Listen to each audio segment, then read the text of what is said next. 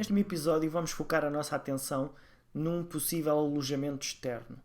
Então, uma situação muito comum para quem tem um alojamento externo é ter acesso ao cPanel. O cPanel é um painel de controle que tem acesso a várias ferramentas e que permitem gerir o nosso espaço web. Normalmente este cPanel está associado a servidores Linux, mas isso para o utilizador isso é praticamente indiferente. Então vamos ver algumas das coisas úteis que podemos fazer aqui no cPanel. Então o que é que temos aqui? Alguns cPanels podem estar organizados de uma forma diferente, mas as opções principais estão presentes. Então temos aqui nestes site builders, temos aqui o Simple Scripts. Em alguns casos é uma aplicação chamada Fantástico que permite instalar um Moodle ou um Joomla automaticamente. Já podemos experimentar isto daqui a pouco. Aqui em ficheiros temos aqui um gestor de ficheiros para podermos aceder aos nossos ficheiros. Em FTP Accounts podemos criar contas de FTP para vários utilizadores. Depois temos aqui algumas ferramentas para visualizar o tráfego. O que é que temos aqui mais interessante? Aqui SSH Shell Access, temos a hipótese de aceder por SSH à interface de texto do nosso servidor. E depois temos aqui uma série de ferramentas relacionadas com domínios, onde podemos criar os domínios e os subdomínios.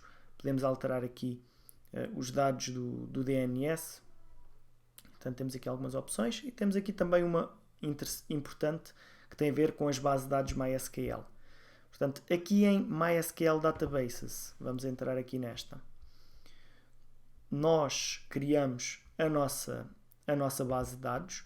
Aqui nós estamos limitados logo ao início da base de dados, tem que ter a ver com o domínio que adquirimos. Portanto, por exemplo, eu ponho aqui uma base de dados chamada BD. Criamos a base de dados. Depois de criar a base de dados, vamos aqui voltar atrás, já está. Depois de criar a base de dados, podemos criar um utilizador. Vou-lhe chamar BD1. Criar uma password. E depois, no fim de criar o utilizador, podemos associar esse utilizador à base de dados que criamos. Portanto, tem que ser feito por aqui. Nós aqui não conseguimos criar bases de dados e utilizadores dessas bases de dados através do PHPMyAdmin. De qualquer forma, depois de criarmos a base de dados desta forma, temos acesso ao PHPMyAdmin. Portanto, exatamente como já vimos nas outras situações, com alojamento próprio. Portanto, temos aqui a mesma coisa, só temos que introduzir o utilizador e a palavra passe. Portanto, e basicamente é o que mais importante há a fazer aqui. Então, antes de passarmos aqui à instalação dos scripts, vamos aqui a uma opção importante que tem a ver com a configuração do PHP, uma vez que as versões mais recentes do Moodle e do Joomla requerem uma versão mais atual do PHP. Então, vamos escolher aqui a versão mais recente, portanto, PHP 5.4, single php.ini. Isto é importante.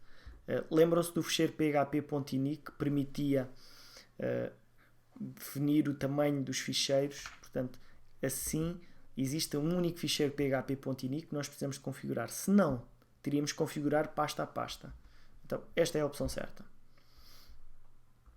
Então, vamos gravar estas alterações e já temos uma versão mais atual a funcionar.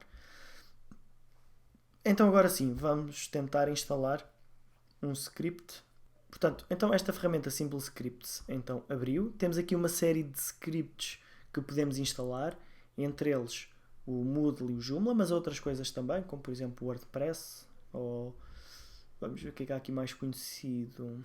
Aqui o PHPBB, que é um script muito utilizado para fóruns e que provavelmente já devem ter visto.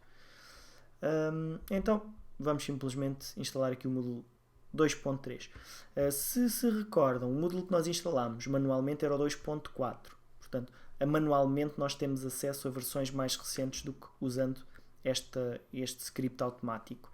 Aqui outra vantagem que vamos ter é que, além da instalação ser mais rápida e simples, também podemos, em muitas situações, fazer a atualização a partir daqui, desde que ele já dê suporte a essa nova atualização. Então aqui o que é que ele nos pede? Aqui pede-nos para carregar aqui neste botão, instalar.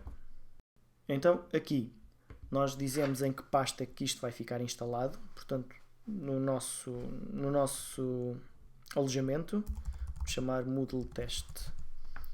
Depois o nome do site, o meu Moodle, depois o meu nome, o meu último nome, a minha cidade, aqui o nome curto do nome curto do site, Moodle. Aqui um confirmo. Após a instalação concluída, vai surgir esta informação, diz-nos qual é que é o endereço do site, qual é que é o utilizador administrador e qual é que é a password. Então vamos copiar aqui a password só para experimentar. Vamos aceder ao site. Portanto, o meu Moodle. Temos um site idêntico àquele que criamos manualmente. E, portanto, depois temos acesso às mesmas opções, se bem que este está numa versão mais antiga. Portanto, então, podemos fechar isto. E, basicamente, em relação ao cPanel, é o mais importante a falar. De qualquer forma, há aqui outras opções que poderíamos ver com mais alguma atenção, mas não vamos fazer, como por exemplo contas de e-mail, acesso ao webmail, ver aqui, tratar das cópias de segurança e do restauro dessas cópias de segurança. Portanto, temos aqui mais algumas coisas que poderíamos ver, mas que neste caso não vamos fazer.